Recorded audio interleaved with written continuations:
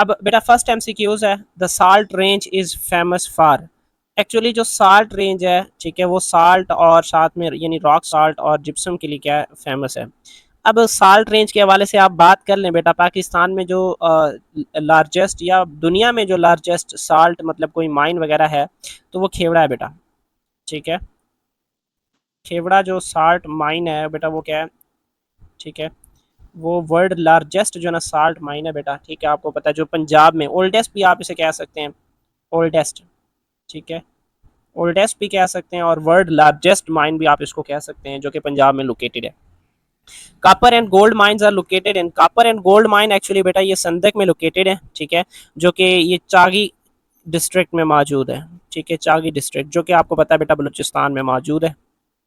ठीक है, Pakistan largest coal reservoir actually बेटा ये थर के मकाम पे मौजूद है। ठीक है, हमने इसको पढ़ा भी था लास्ट टाइम में, ये लेग्नाइट जो ना कोल डिपॉजिट आप कह लें। ठीक है, लेग्नाइट कोल डिपॉजिट। ठीक है, further methane leak is one of the disadvantage of methane leak. Actually आपको पता है बेटा ये नेचुरल गैस यानी जो हम यूज़ करते हैं घरों में, तो इसकी जो पाइपलाइन वगैरह हैं वो लीक हो जाते हैं, तो जिसकी बेस पे जो मीथेन है वो हमारे एटमॉस्फेयर में चला जाता है। और जिसकी बेस पे क्या होता है बच्चों, मतलब ये इन्वायरमेंट में क्या हो जाता है डिस्टर्बेंस, या आप कह लें जो ग्रीन हाउस गैसेज हैं वो ज़्यादा फैल जाती हैं। ठीक है, तो इसका जो मिथेन था बेटा वो इसका यानी नेचुरल गैस की कैटेगरी में।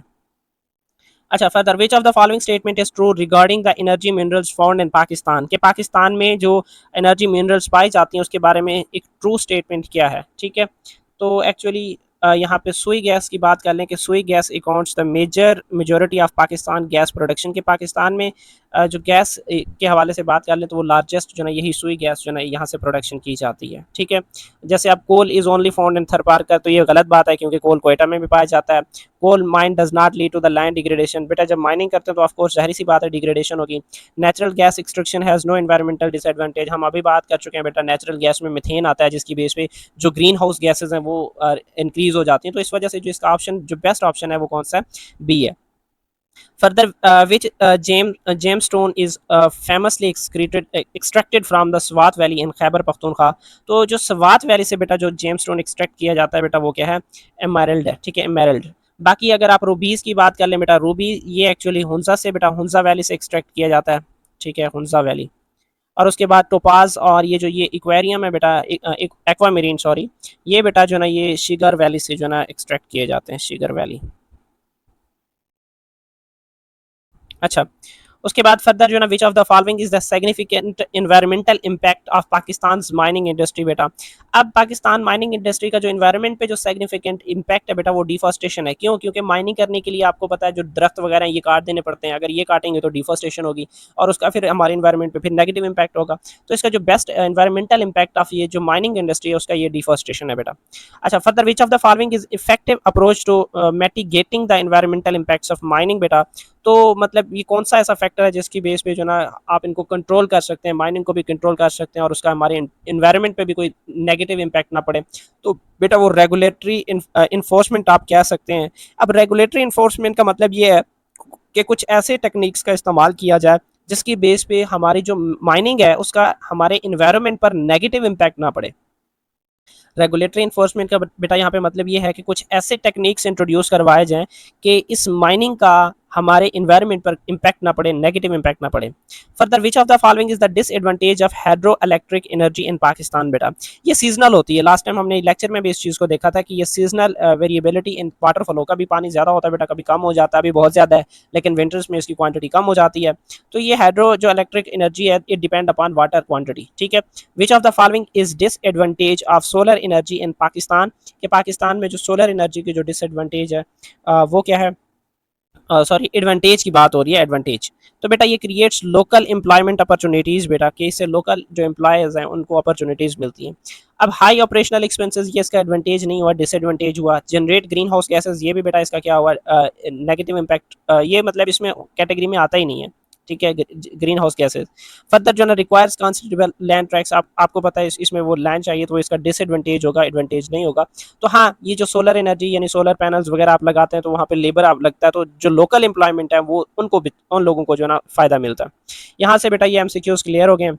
उसके बाद शार्ट क्वेश्चन मैंने डायरेक्ट मार्क कर लिए हैं, तो हम चलते हैं वहाँ से उस पेज की बेस पे जो है मैं आपको पेज नंबर भी बताऊंगा और हम उसकी थोड़ी सी डिस्कशन भी कर लेंगे कि यहाँ पे किस चीज़ के बारे में पूछा हुआ था। अच्छा बेटा हमारा फर्स्ट जो क्वेश्चन था वो जो ना एनर्जी मिनरल में से कोल से रेलिवेंट था कि कोल का हमारे इन्वायरमेंट पे क्या पॉजिटिव इम्पैक्ट है और क्या नेगेटिव इम्पैक्ट है, समथिंग इस तरह का क्वेश्चन है। तो ये पेज 83 पे लोकेटेड है बेटा, ठीक है। अब यहाँ से मतलब उसके एडवांटेज एंड डिसएडवांटेज की बात हो रही थी कि अब एक तो बेटा कोल की मदद से आपको पता है जनरेट सब्सटेंशियल जो ना अमाउंट ऑफ इलेक्ट्रिसिटी प्रोड्यूस किया जाता है, reduce the Pakistan reliance on expensive imported energy, बाहर से जो एनर्जी ऑब्टेन की जाती है उसकी बात उसका मतलब पाकिस्तान को मतलब कम कर देगा उसकी क्वांटिटी जो बाहर से एनर्जी वगैरह इंपोर्ट वगैरह कर रहा होता है। Development of coal project also stimulate the economic growth, जिससे पाकिस्तान की इकोनॉमी मजबूत होगी और इसी तरीके से job creation and power generation sectors में बेटा ऑफ कोर्स बेटा जो इकोनॉमी है वो भी इंप्रूव होगी और उसके बाद जो एम्प्लॉयमेंट के मौके हैं वो भी बढ़ जाएंगे। लेकिन वहाँ पे कोल का नेगेटिव इम्पैक्ट भी है बेटा। अब कोल का नेगेटिव इम्पैक्ट क्या हो सकता है, एनवायरमेंटल पोल्यूशन, कि ये क्या करता है, ग्रीन हाउस गैसेज रिलीज करता है, एमिशन होती है, एयर पोल्यूटेंट्स होते हैं, अब वाटर कंटामिनेशन, इसी तरीके से बेटा माइनिंग, कोल माइनिंग है तो लैंड डिग्रेडेशन होगी, displacement of local communities and posing social and ecological changes create कर देता है।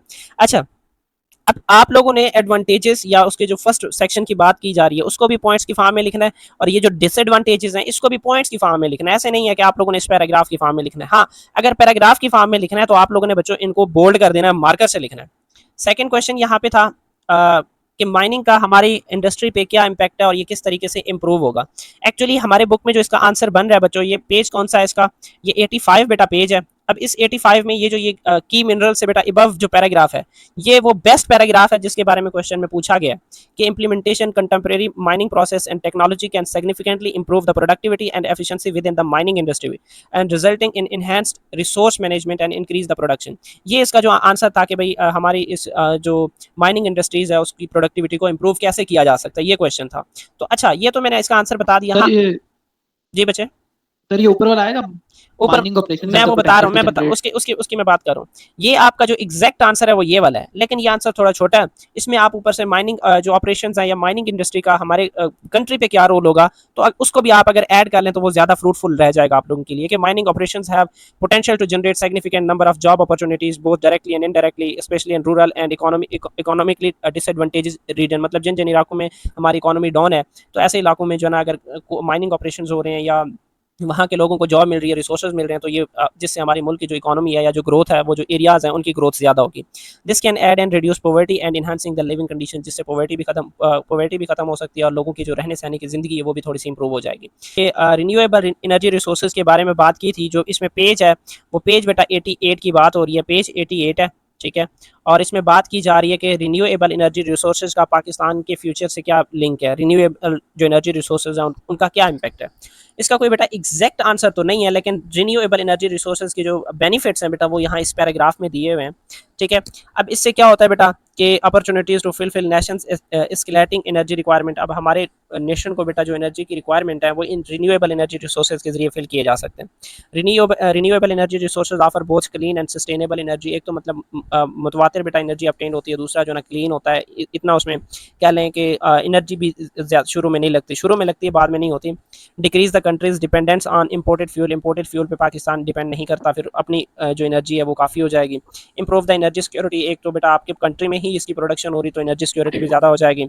Add an environmental conservation by reducing green house gases emissions, क्योंकि बेटा फॉसल फ्यूल का इस्तेमाल करेंगे तो ग्रीन हाउस गैसेज एमिशन होगी, तो अगर रिन्यूएबल एनर्जी रिसोर्सेज बेटा अगर मतलब इनका इस्तेमाल करेंगे तो जो ग्रीन हाउस गैसेज हैं बेटा उनकी एमिशन कम होगी।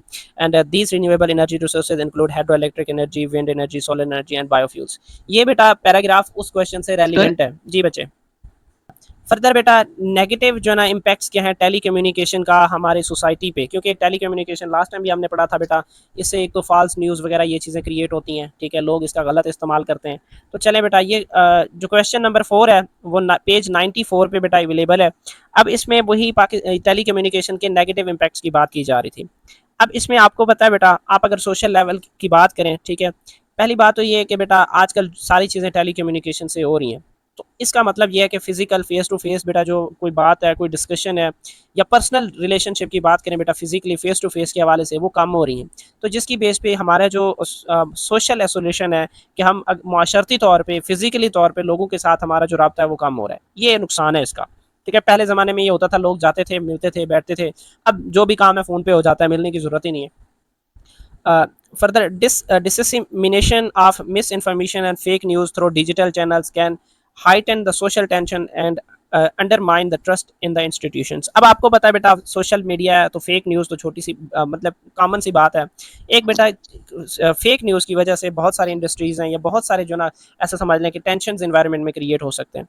थर्ड बेटा, इसका जो डिसएडवांटेज, ये आप यहाँ से फर्स्ट जो ना आप इसका ये कर लें, ठीक है, कि ये यहाँ से जो ना कंटेक्ट जो ना आप कह लें, फेस टू फेस इनकाउंटर्स या जो सोशल एसोलेशन हो सकती है।